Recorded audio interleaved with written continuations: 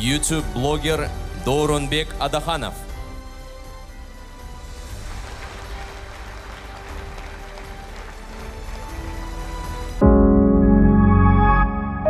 Кыргыз эли аябай нанды жакшы көрөбүз го. Нанды жеген биякта нандар бөлөк жүрөк да.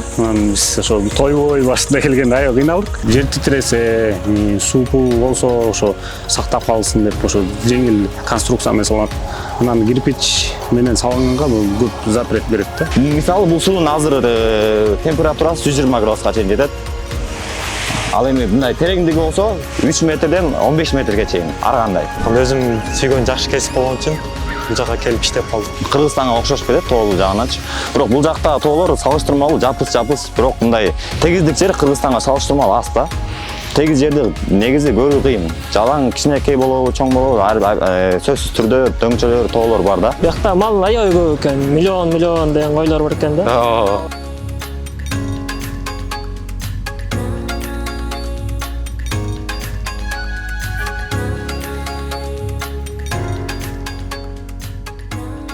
Арбаңыздар урматтуу биздин мекендештер, сиздер менен кайрадан Доор Медиа YouTube каналы жана мен Дооронбек Адаханов. Биз бүгүн Жаңы Зеландияга келдик. Өзүңүздөр билгендей, Жаңы Зеландия вулкандарга жана гейзерлерге бай өлкө. Жаңы Зеландияда 12 вулкан, андан сырткары канчадыр миң гейзерлер бар экен. Ошолордун бири мына бул гейзер. Бул гейзердин тереңдиги 15 метр, температурасы 120 градус. Бүгүнкү биздин каарманыбыз болсо, биздин мекендешибиз Акматов Иманбек болмокчу. Кызыктын баары алдыда, бизден алыстабаңыздар.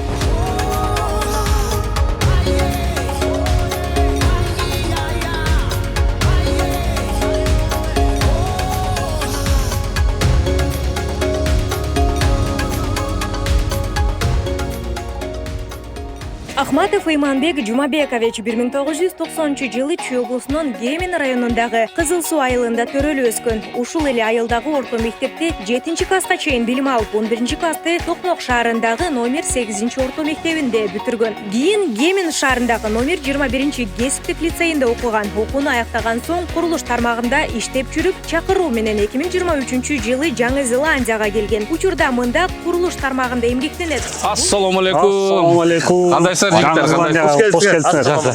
Мекендештер долбоору Кыргызстандан атайын Жаңы Зеландия Окленд шаарына келдик.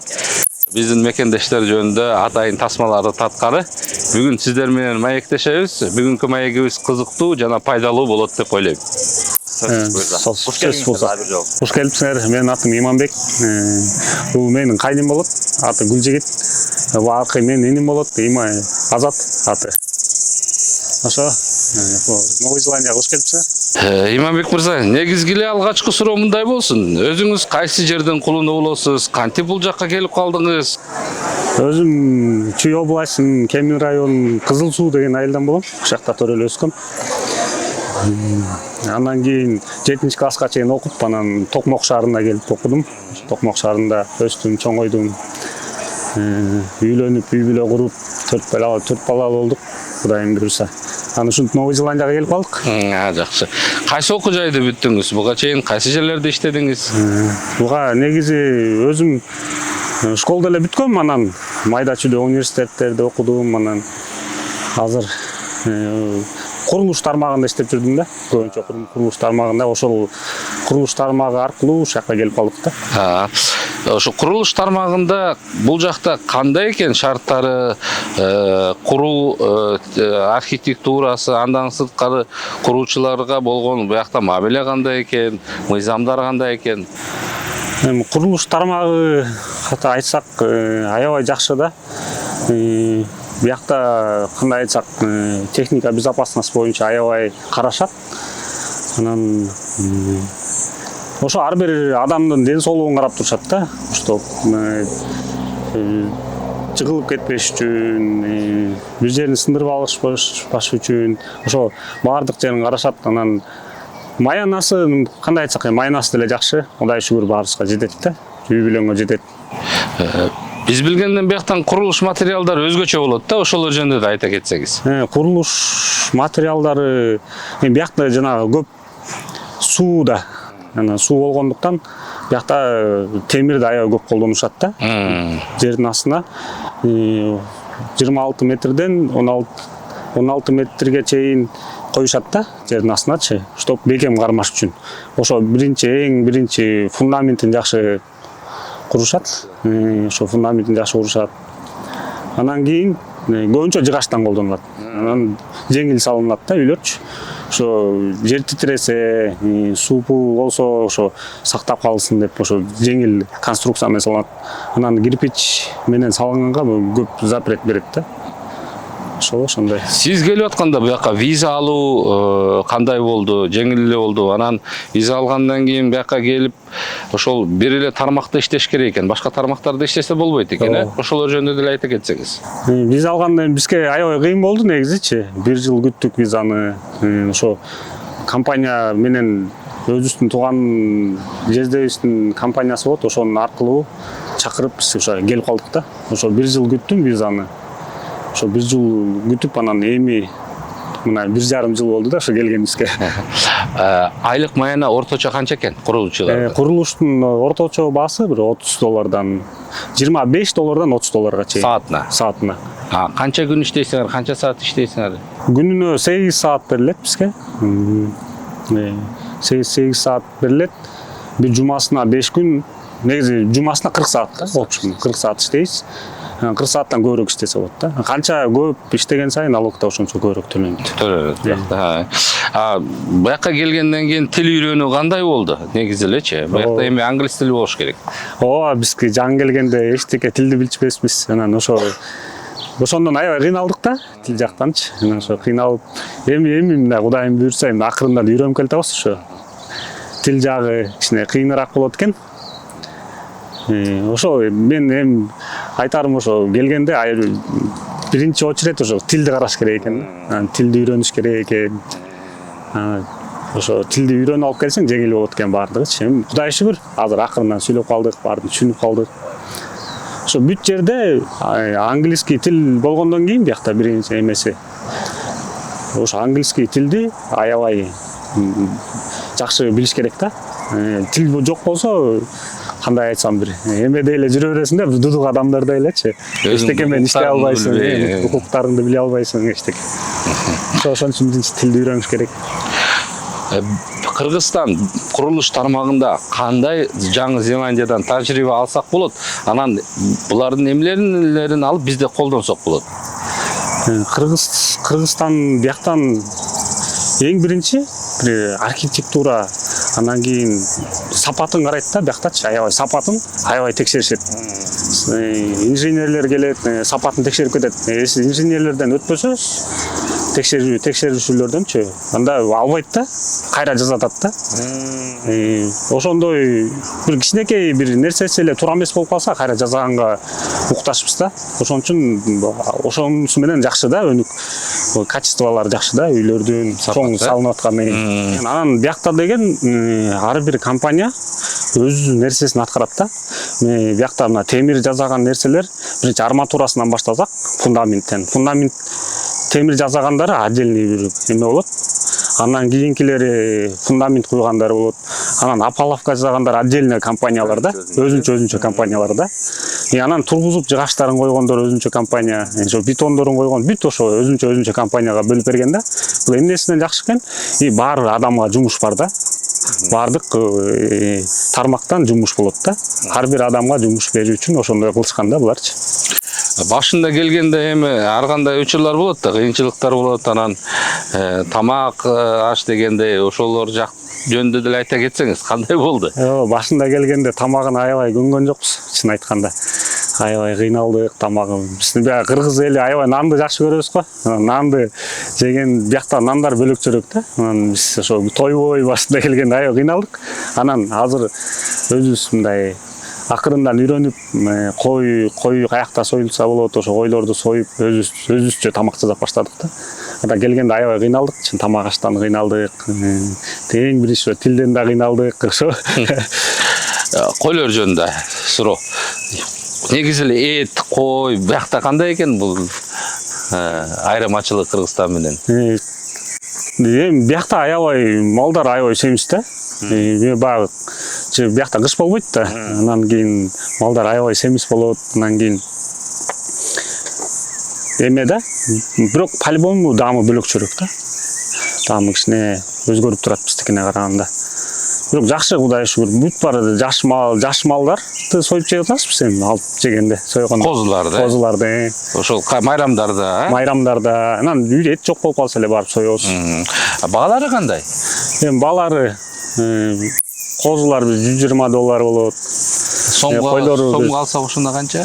Где-то $150 да. $150. $150 сомго алсак где-то 7000, 6000. 6000ден козулар. Козулар. Койлор 7000, 8000 болот. 8000ден. Арзан экен, э? Арзан, Уйлар кандай экен?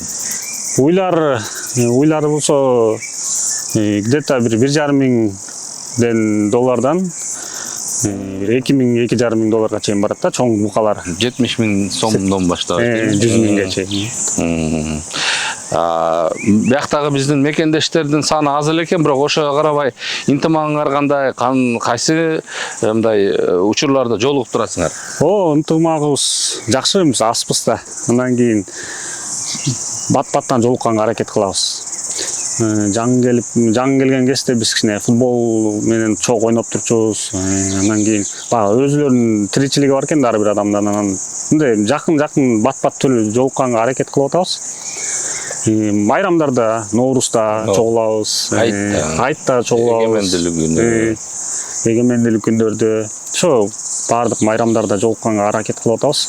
Страховка боюнча айтып берсем, ошо страховка бир жериңди сарапына кылып алсаң, биздин компанияда 10 күн 100% төлөп берет. Анан 10 күндөн кийин 80% төлөп берет да. Анан дагы айтсак, эми бүт жерде эмес, эми тиште жок да. Тиште страховка жок бизде.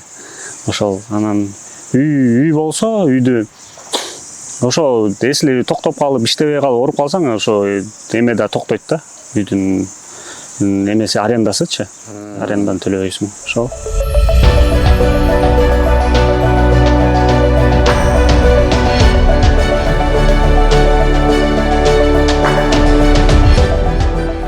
Имамбек мырза, негизи эле Жаңы Зеландияда жашоо кандай экен? Негизи жашоону айтсак, эң биринчи жактан ошо мектеп боюнча айтып берейин, ошо мектеп, мен өз балдарым мектепте окушат. Негизи биз 3 жылдык виза болгон үчүн мектеп бекер, балдарга бекер. Анан мектепте аябай удобство түзүлгөн да балдарга. Шарттар, шарттар түзүлгөн. Анан мектепте биздикиндей болуп окутпайт бияктагылар. Бияктагылар балдар өзүнүн каалагандай кылышат, каалагандай окушат. Отуруп алып, мындай парта жок биздикиндей. Биякта отуруп алып окушат балдар. Балдар эжейлер вообще урушпайт. Биякта закон боюнча да болбойт.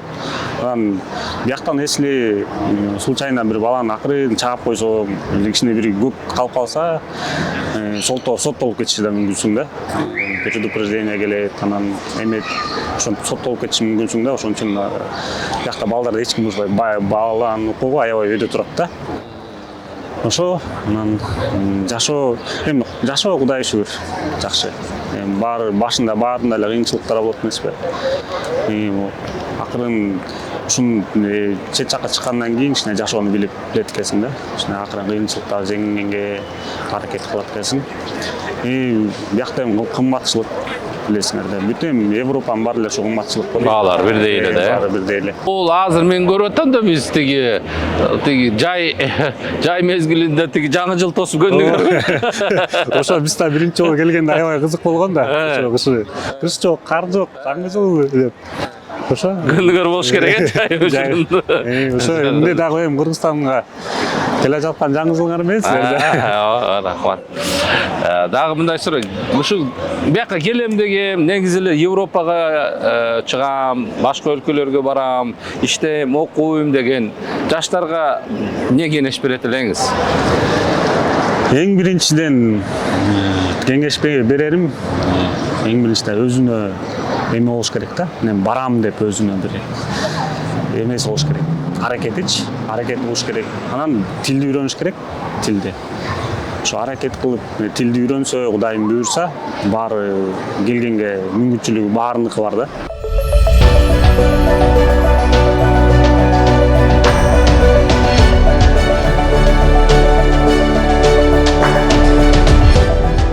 Атым Гүлжигит.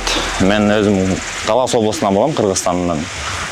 Бул жака келгениме 1,5 жылдан ашты. Ошорда биякта туруктуу жашап, мындай бул жактын климатына, жерине көнүп калдык. Бул Жаңы Зеландия өзү мындай Кыргызстандан өтө өзгөчөлөнүп турат. Биринчи эле жайгашкан жери бул мындай жер шарынан ыракы Тер планетасынын түштүк чыгышында жайгашкан. Анан бул жактын климаты, аба ырайы такыр башкача. Бул жака башына келгенде чынында көнүш башка кыйын болду. Жаңы Зеландия өзү мындай чынында келгенде бул жаратылышы кооз, мындай эл аз жайгашкан, мындай океандын ортосундагы бир чакан арал. Ошо. Азыркы турган жерибиз. Азыркы турган жерибиз бул Тепуе деп айтылат. Бул Жаңы Зеландиядагы гейзерлердин эң ириси.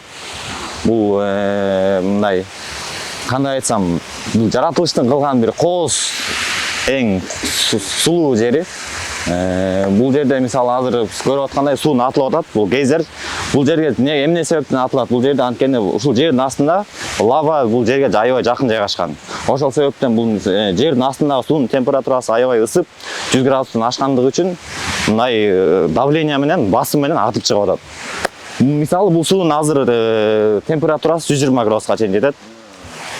Ал эми мындай тереңдиги болсо 3 метрден 15 метрге чейин ар кандай. Бул жак Новая Зеландиянын ачылышы негизи 13-кылымдарда башталган. Бул Жаңы Зеландияга Полинезия аралдарынан индустар деп айтабызбы, кандайдыр бир белгисиз улуттар көчүп келген.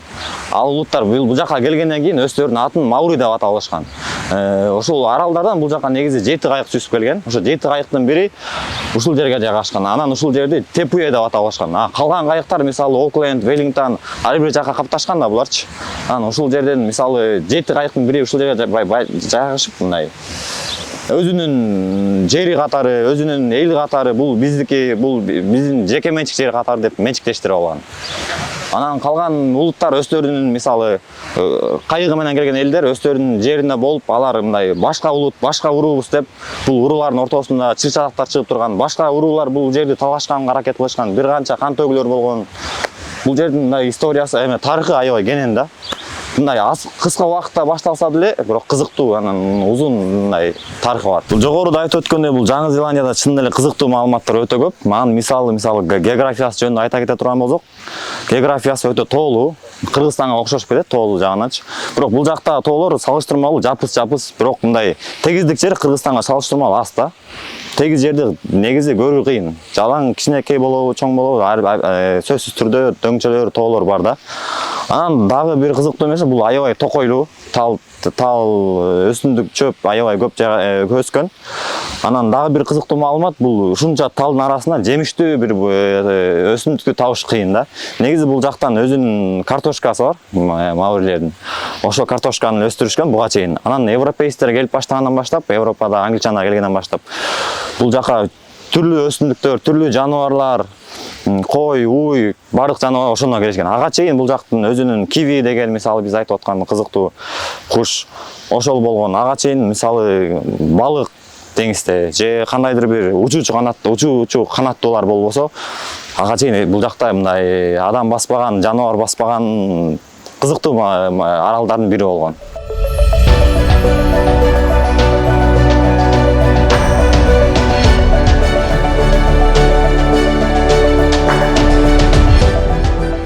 Ассаламу алейкум. Мен атым Абдумандан. Мен негизи Кабылтуудан болом. Бул жака келип иштеп атканыма 1,5 жылдай болуп калды. Бул жакта мен автомеханик болуп иштейм. Кадимки эле стодо маштабандап иштейм. Жакшы. Негизи эле кантип келдиңиз буяка? Виза алыш кыйын болду же? Бул жака негизи тааныштар аркылуу келгем. Мындай чакыруу болуп жумушкачы. Анда өзүм сүйгөн жакшы кесип болгон үчүн бул жака келип иштеп калдык. Буякта мындай кыйынчылыктар неме жокпу? Тамак аш, аркы берки дегендей. Жок, бул жактан кыйынчылык жок тамак аштанчы. Биз үйдө кадимгидей эле тамак жасап жейбиз. Өзүбүзгө байланыштуу кыргызга жакын тамактарды эле кадимгидей эле. Жакшы. Сон. Азыркы учурда сизге эркин микрофон берели, Кыргызстанга саламыңызды айтсаңыз болот. Кыргызстанга бардыгына салам айтам. Өзгөчө туугандарга, мени тааныгандарга жана сагынып турам. Буюрса Кыргызстанга барам мен иштеп. Ассаламу алейкум.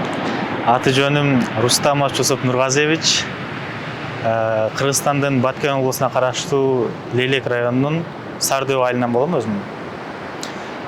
Кичинекейимде чаңга аллергиям бар болчу. Анан ошо окуум чүчкүрбөй окусам, кыйналбай окусам деген кыялдарым бар болчу. Ошону карап, дүйнөдөгү эң таза өлкөлөрдүн бири ушул Жаңы Зеландияны тандаган болчумун, барсам депчи. Анан чоң класстарымды Сапат билим берүү мекемесинде Кадамжай Семетей лицейинде окуп бүтүрдүм. Бирок ал убакта уже аллергиям жоголуп кетти. Бирок кыял бойдон калтырбай ошо ата-энемдин колдоосу менен ушул жылдын май айында окууга келдим бул жака. Англис тил деңгээлим кичине жетпеген үчүн университеттин башында 3 айлык тил курсун берди бекер. Ошону окуп бүтүп, азыр болсо туризм багытында бакалаврдын 1-чи курсунда окуп жатам. Университетим Окланд изилдөөлөр институту деп аталат. Дүйнөдөгү топ 50 университеттин катарына кирет. Өлкө өзү чет жакта болгон үчүн бюджетке четтен окуучуларды алып келип окутуу деген аз экен. Бирок стипендия алса болот экен, ошо 20 000 стипендия менен окуйм, мен окуумдун жарымын жабат. Университетте бардык шарты бар. Сабактар өз убагында ошол баары жайында болуп турат. Ар бир окуучуга жекече мамиле кылып, жума сайын кайтылуу курстары, практикалар болуп турат. Мусулмандар үчүн өзүнчө намазканасы бар, ошол жерде мусулман балдар менен окуп турабыз намазды. Бул жакта болсо сыртта байкелерим менен жашайм. Алардан өтө чоң жардам болду, бир аз жылын билдирип кетейин. Алар менен жашап, бош убактарда болсо түрк байкелер бар, алар деле мусулман. Ошолор менен алардын түрктөрдүн уюмуна кошулуп, аралашып, ошолор менен көп жол көрсөтүп атат. Динибиз боюнча сабактарды уюштуруп турабыз. Ошолор менен иманыбызды бекемдеп, ошо мени колдоп, ушунча ишенип, колдоп өткөргөн ата-энеме биринчи ыраазычылыгымды билдирип кетейин. Калган досторума, туугандарыма баарына салам. Өзүмө окшогон балдарга баарыңыздарга ийгилик. Эгер аракет кылсаңыздар жетесиздер, баарына буюрса. Менин атым Азат болот, Женалиев Азат. Мен 99-жылкы болом. Чүй Кемин районунда болом. Биз контракт менен келгенбиз. Арматурщик болуп иштейбиз. Келгениме 1,5 жыл болуп калды. Маянаңар канча экен мындай орточо? Орточо айтканда бир жумада $1000 деп алабыз. Жаңы Зеландиянын эмеси менен? Жаңы Зеландиянын акчасы менен. Жатаңар? Жатканга, тууганга квартира болсо бир 300-350 болуп калат. Биякта мал аябай көп экен. Миллион деген койлор бар экен да. Ой, уйлар. Адетте. Кыргызстан сагындың болушуң керек. Кыргызстанга саламыңды айтып койсоң болот. Туугандарым, Кыргызстанга салам. Бул жолку чыгарылыш биз айтып жаткан өлкөдөгү курулуш тармагында иштеген мекендештерге арналды. Жалпысынан активдүү вулкандык зоналар жайгашкан табияты өзгөчө мамлекетте бир жума болдук. Бул убакыт аралыгында Жаңы Зеландия тууралуу кызыктуу жана пайдалуу көптөгөн маалыматтарды ала алдык. Азыркы биздин турган жек бул Жаңы Зеландиянын Окланд аймагында жайгашкан. Бул жерге 1780-жылдары Джеймс Кук деген капитан келип Австралиядан Жаңы Зеландияны ачкан экен. Ошол жерден анан бул өзүнчө 2 койду алып келет экен, өзү менен чогуу. Анан бул жакка кой багуу боюнча ушул Жаңы Зеландиянын элине үйрөткөн экен. Bunun ayткандын себеби азыркы учурда дүйнө жүзүндө койлорду экспорт кылуу боюнча эң алдыңкы 5 өлкө турат экен. Бул Кытай, андан кийин Австралия, Индия, Иран, анан 5-чиси бул Жаңы Зеландия экен. Жаңы Зеландиянын калкы 5 миллион экен. Бирок ар бир жаранга 10дон кой тура келет экен да. Ошондо 50 миллион кой бул жерде азыркы учурда булар ошо экспортко чыгарышат экен. Болгондо эле сапаттуу жана жашыл чөп жеген койлорду дүйнө жүзүнө экспорт кылат экен. Экинчиси болсо негизи эле Жаңы Зеландиянын өзүңүздөр билгендей өзүнүн символу бар экен. Бул жерде булардын символу киви куш экен. Куш ушундай кечинде чыгып күндүз эс алат экен бул куш. Бул куш 60 жашка чейин жашайт экен. Жаңы Зеландиянын айырмачылыктары кандай десеңер, бул жерде климаты аябай жакшы. Мисалы үчүн июнь айынан баштап август айына чейин бул жерде кыш, декабрдан баштап февральга чейин бул жакта жай аябай жакшы. Бул жактын аба ырайы деле жакшы экен, абасы таза, суусу таза дегендей. Анан популяризация деп булар өзүнчө бир ушу кичинекей пингвиндерди деле популяризация кылат экен. Дүйнө жүзүндө эң көп сакталып калган пингвиндердин саны деле биякта бар экен. Чектешкен өлкөлөрү болгону эле Австралия. Австралиядан паром менен жүк ташыйт экен. Андан сырткары бул жакта сол жак менен машиналар айдайт. Анткени оң жак рульдуу машиналар аябай көп. Учурунда бул Англиянын колониясы болгондон кийин бул жакта англичандардын дагы деле ушул королдун көзөмөлүндө бул Жаңы Зеландия губернатор менен ошол башкарат экен. Негизги монархия өлкөсү, бирок парламентский режим менен бул жакта ошол саясаты деле, премьер-министр деле ошол эгерде шайлоодон ким көп утуп чыкса, ошол премьер-министрди ошолор шайлайт экен.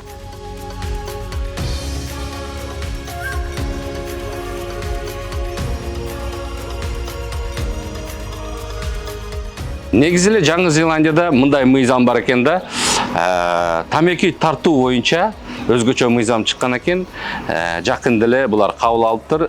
2009 жылкы туулган балдарга тамеки сатуу тыюу салынган экен. Негизи эле Жаңы Зеландия 2030 жылга чейин тамекини кыскартуу жана сатуу жолдоруну ойлоп иштеп чыгышып атыптыр. Андан сырткары азыркы учурда 4000 дүкөндөн 500 дүкөн бар экен.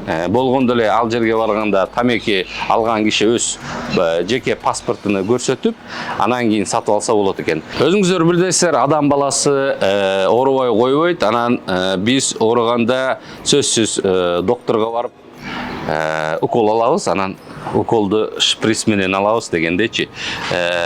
Учурунда Колин Мёрдок деген ветеринар, фармацевт 1956 жылы Жаңы Зеландиялык бир жолу колдонуучу пластикалык шприцтерди ойлонуп чыккан экен. Негизи эле ошол бир жолу колдонуучу пластикалык шприцтер Жаңы Зеландиядан ойлонуп, тауып, ошол патент кылып, азыркы учурда дүйнө жүзү ошол шприцтерди сатып алат экен. Үчүнчүсү болсо, бул жердин мыйзамы аябай элдерге ыңгайлуу экен да, булар чындап эле элдерге шарттар түзүп берет экен.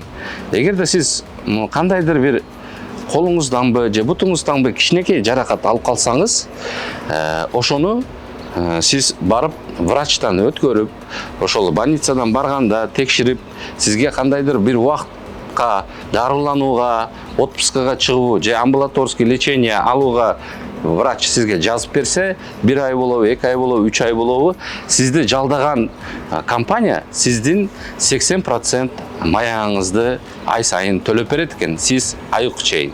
Андан сырткары, эгерде сизди квартира же болбосо кандайдыр банкта кредитиңиз болсо, анын баары тең ошол учурда токтойт экен. Ошол учурдан баштап эсептелбейт.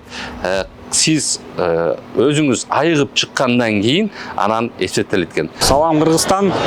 Эң биринчиден ошо Door Life медианын жамаатына чоң салам. Кош келипсиңер. Экинчиден ошо рахмат силерге, ушунтип баарын кыргыз элине, ошо Кыргызстандагы жүргөн жерлерин көрсөтүп, тартып жүргөнгөргө чоң рахмат. Кыргызстандын кабарын Кыргызстан өнүгүп өзө берсин. Баарына кыргыз элиме ден соолук каалайм, өмүрлөрү узун болсун. Жаштарыбыз жакшы билим алып, ушу алыс жерге чыккандарына чоң тилектешмин. Кыргызстаныма чоң салам. Door Life медиасына дагы бир жолу салам, куш келипсиңер. Мына силердин мисалы ушул келип бизди тартып аткандарга чоң ыраазычылык. Ушундай агартуу жагындагы кызматыңар дагы да улана берсин. Силерге ак жол. Анан Кыргызстанга чыны ысыгы салам.